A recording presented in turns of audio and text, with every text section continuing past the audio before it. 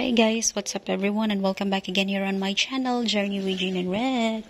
Today's Saturday, December 4, and oops, I'm sitting a wet chair. And today is Tatay's birthday, and since you know Tatay's personality, he's a shy guy, a man of few words, so he doesn't like many dead people. So we're just going to cook pancit. So So there it goes. I've already prepared it.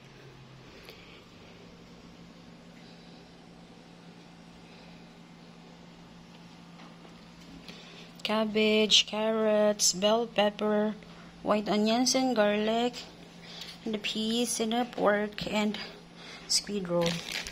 And this one is for humba. And honestly guys, I don't know how to cook humba, so I asked Ate how to cook it. So Ate Marisol just said, okay, make it brown. So I turn it off because I might burn it. Okay,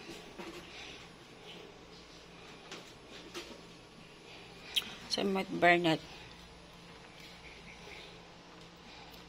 You know, we have different style of cooking. So Ate Maricel wants to cook the pancit and this pork humba for his tatay's birthday, and they are still down there at the fish pond because today they are harvesting the tilapia fish. That's why I'm up here and Charlie is still sleeping. So guys, stay tuned for more update.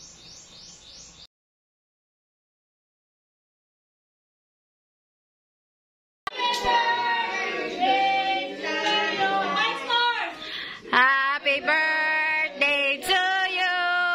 Happy birthday to you. Happy birthday. Happy birthday.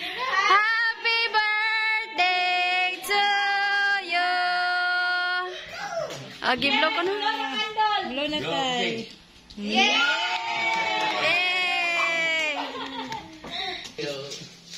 Anything like the same.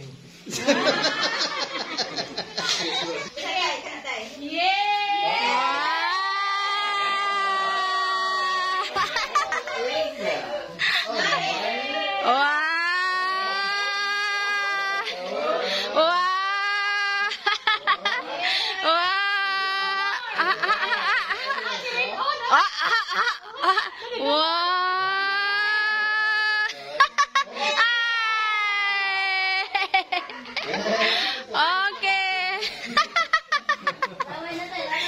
Oy, ayun naglabay. Wow.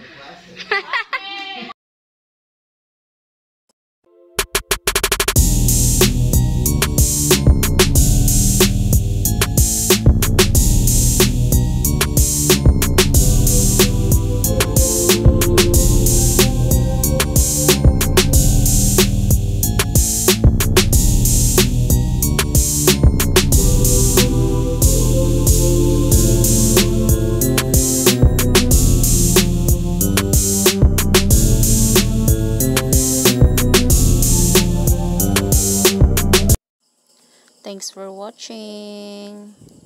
Please like, comment, share, and subscribe.